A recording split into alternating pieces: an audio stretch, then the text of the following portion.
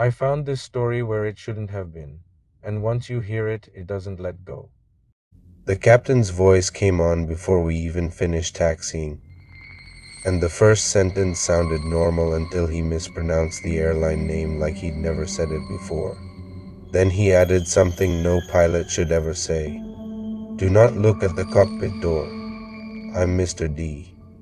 And if you want more stories that feel like they could happen on a real flight at the worst possible time, like, share, and subscribe to Bloody Chapter. Because this wasn't turbulence.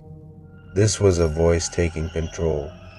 It was a late flight, dim cabin lights, passengers half asleep, rain streaking the windows, and that soft aircraft hum that makes your thoughts feel far away.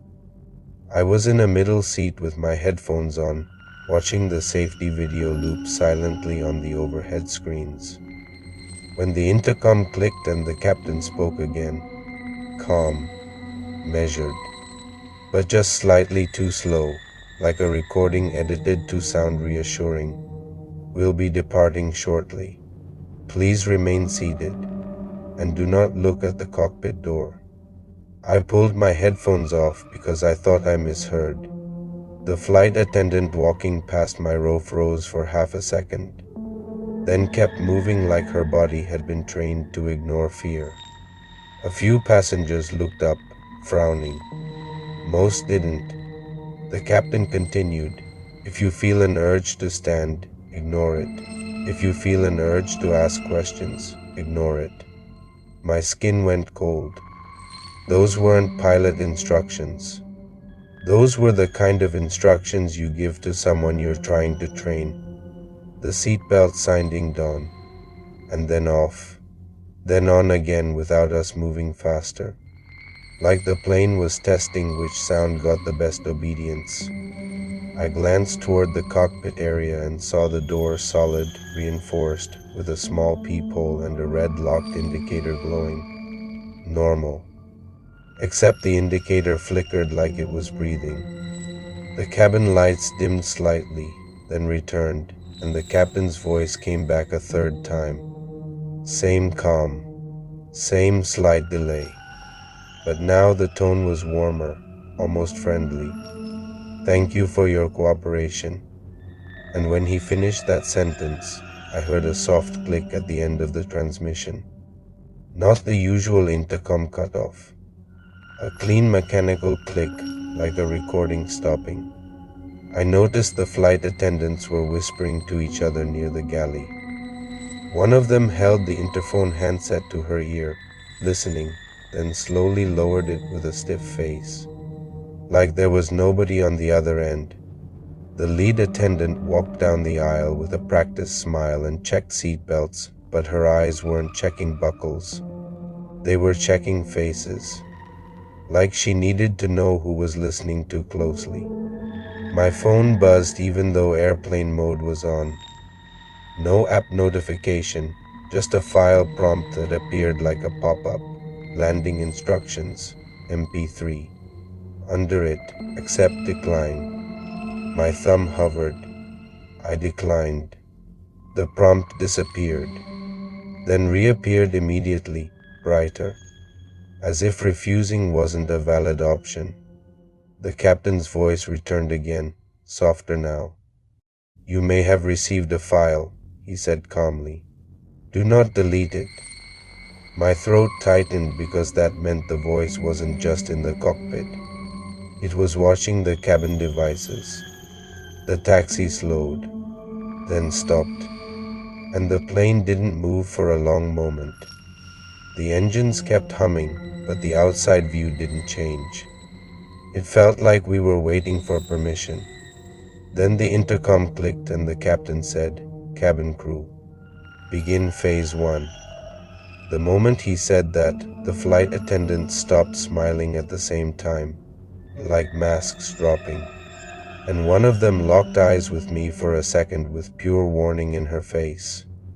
Then she looked away quickly, like she wasn't allowed to acknowledge anything. And in that thick quiet, I heard something else. Not from the engines, not from the cabin, a faint tapping from the cockpit door. 3 slow knocks, then silence, like someone inside was trying to answer, and the voice on the intercom, still calm, whispered, "Do not respond." We finally took off, but it didn't feel like a departure. It felt like the plane had been released.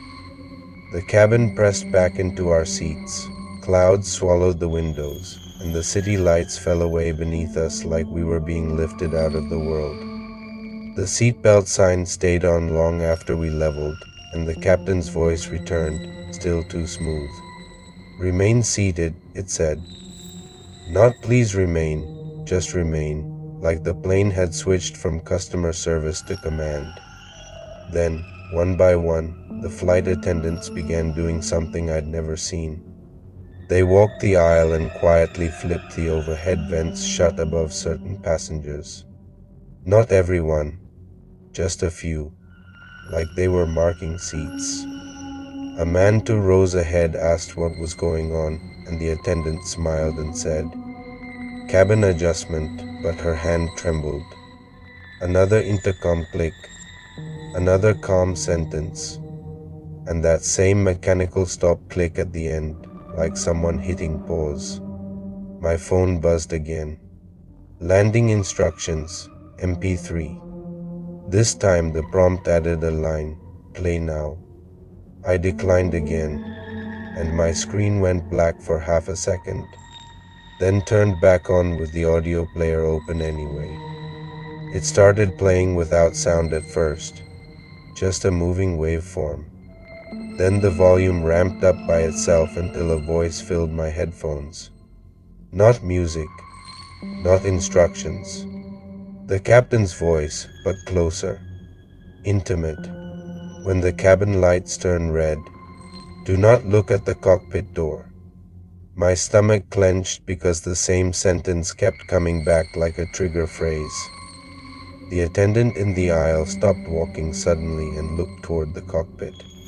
Not directly, more like she felt it. Then she raised 2 fingers subtly toward another attendant's silent signals like a rehearsed emergency drill. The cockpit call button lights above a few seats began turning on by themselves, one after another, like invisible fingers pressing them. Ding, ding, ding. The attendants ignored them. Then a passenger near the front stood up anyway, tall guy, angry, convinced he could solve it by being loud. He stomped toward the cockpit and shouted, "Open the door." The intercom clicked instantly, and the captain's voice turned almost gentle. "Please return to your seat." The man kept walking, and that's when the cabin lights flickered once and shifted to a faint red emergency hue, just for a heartbeat. In that heartbeat, I saw the cockpit door peephole, and behind it, an eye, wide, desperate, human. The man froze too, like he saw it. Then the red hue vanished and the normal lights returned. The intercom clicked again, stop click at the end, and the voice said, "Do not approach the cockpit." 2 attendants rushed forward, grabbed the man by the arms, and guided him back with calm smiles that didn't reach their eyes. When they passed my row, one attendant whispered without looking at me, "Don't listen to the voice." Before I could respond, my headphones played the file again, louder.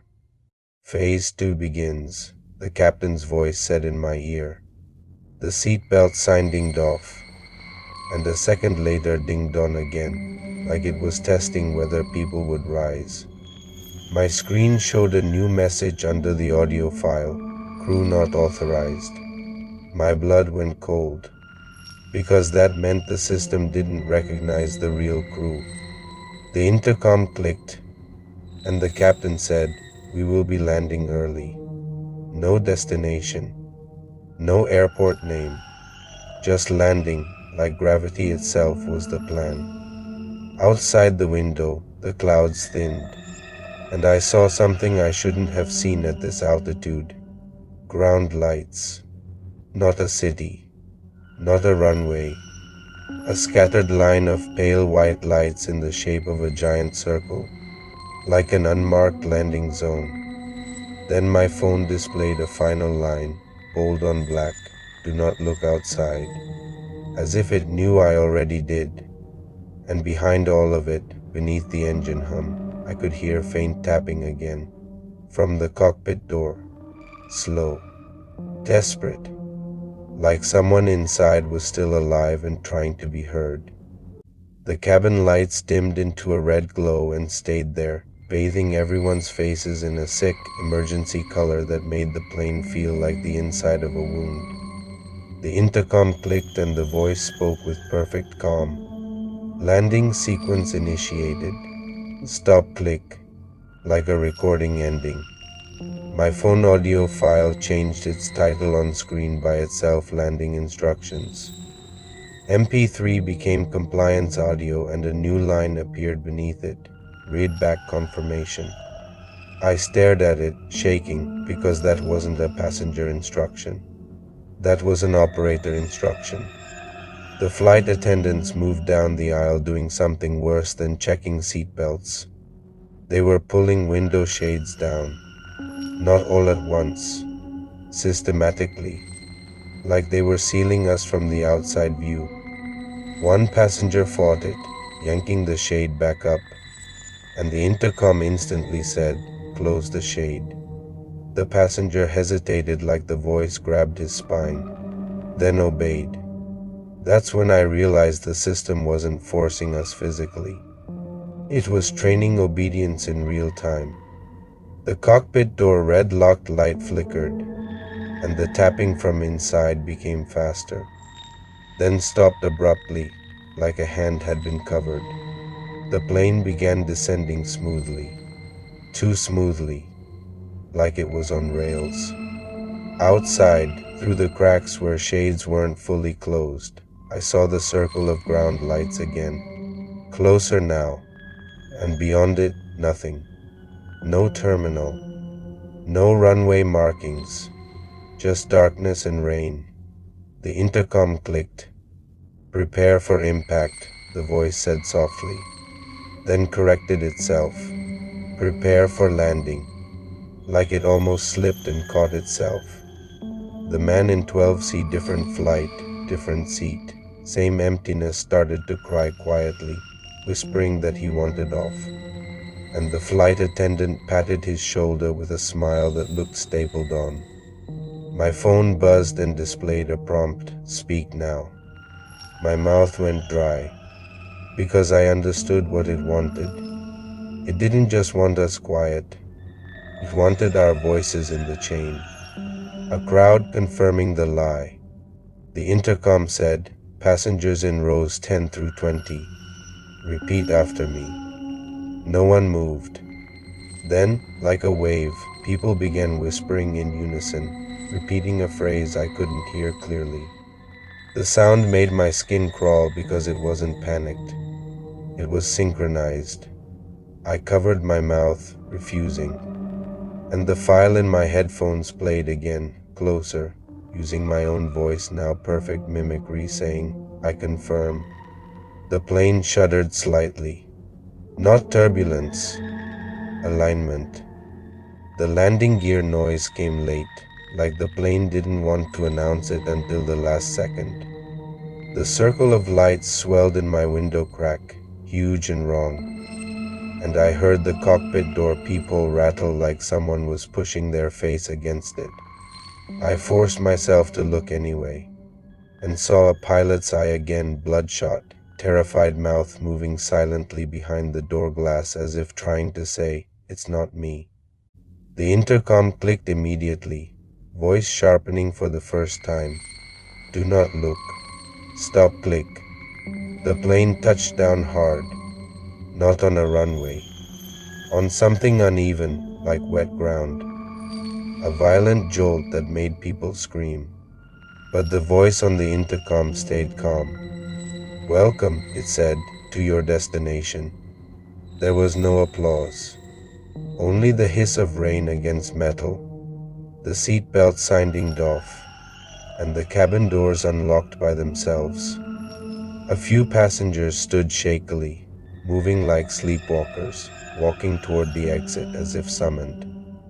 The attendants formed a polite line, guiding them forward, and beyond the open door, I saw no jet bridge, just darkness and floodlights and figures in reflective vests standing too still, faces hidden under hoods.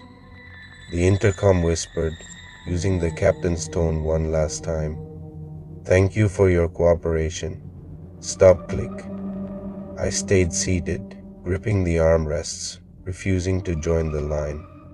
And that is when my phone displayed the final truth in small text at the bottom of the screen. Pilot voice source, cabin, meaning the captain had never been in the cockpit at all. The tapping from inside the cockpit door turned into one final desperate pounding, then went silent, like whoever was inside had been muted permanently. "I'm Mr. D, and if a pilot ever tells you not to look at the cockpit door, don't listen, don't repeat anything, and whatever you do, don't give your voice to the system." Like, share, and subscribe to Bloody Chapter. Full video on my YouTube channel, and thanks for watching.